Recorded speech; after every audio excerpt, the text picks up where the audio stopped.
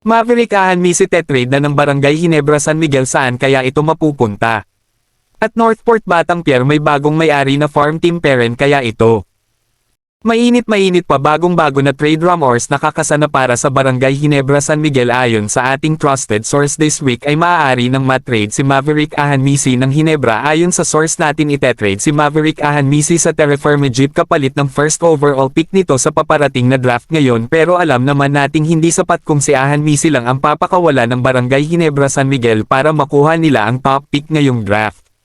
At ayon din sa ating source, maaaring may mapasama sa trade na gagawin ng Ginebra na mapunta sa Terraform Jeep na players para may sigawa ang trade.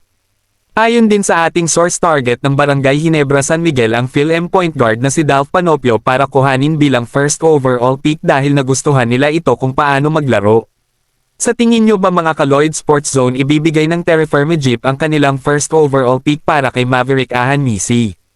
Ay comment na ang inyong pahayag.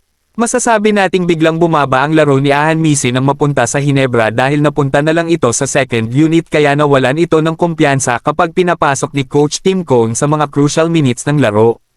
Sa kabilang balita, Northport Batang Pier tuluyan ng binenta at nawala sa PBA.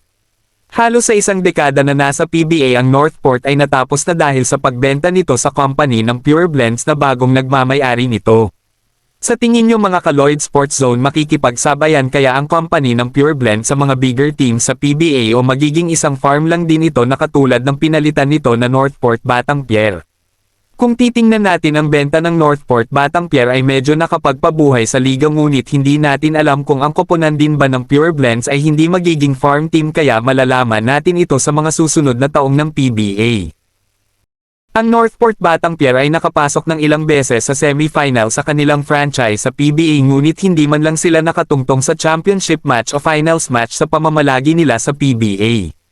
Pero masasabi natin kung hindi lang naging giver ang Northport Batang Pier, marahil nakapasok din ito sa PBA finals o baka nakakuha pa ito ng multiple championship sa PBA dahil sa mga players na nagdaan sa kanila. Kayong mga ka-Lloyd Sports Zone, ano ang masasabi niyong pahayag sa binalita natin ngayon? Tama ba na binente na ng Northport Batang Pier ang kanilang prangkisa sa ibang kumpanya? Comment na. Bago matapos ang ating video, huwag kalimutang mag-like at subscribe para lagi kang updated sa mga latest upload natin. Salamat!